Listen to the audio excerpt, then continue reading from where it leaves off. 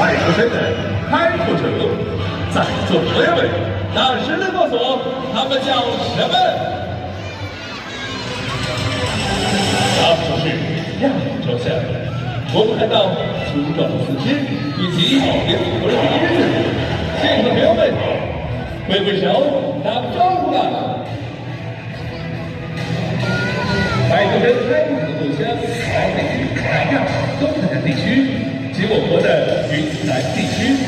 上海石头云拥有华东地区最大的非洲象和亚洲象种群。走向中间的这一位呢，是大象家族的 Super Idol， 他的名字叫做阿莲，对音乐和舞蹈是独具天赋。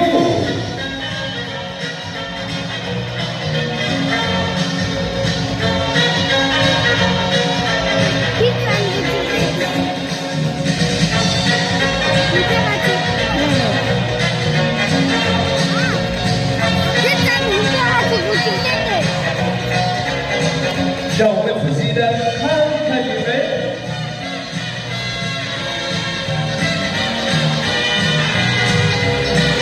我们都知道，大象的比喻的那是超级灵活。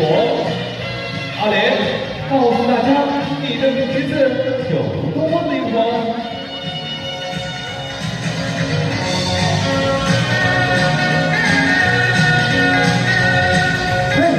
阿莲。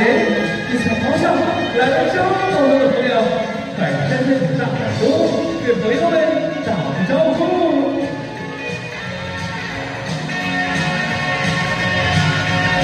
我们一定好奇，大象是如何成为大块头的呢？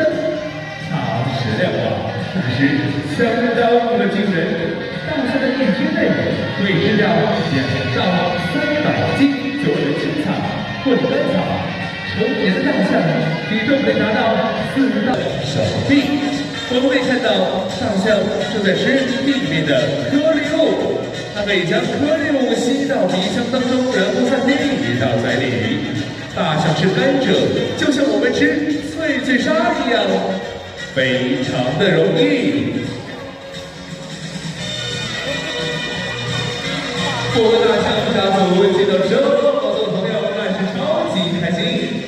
大象明星阿莲跟我说，要送给所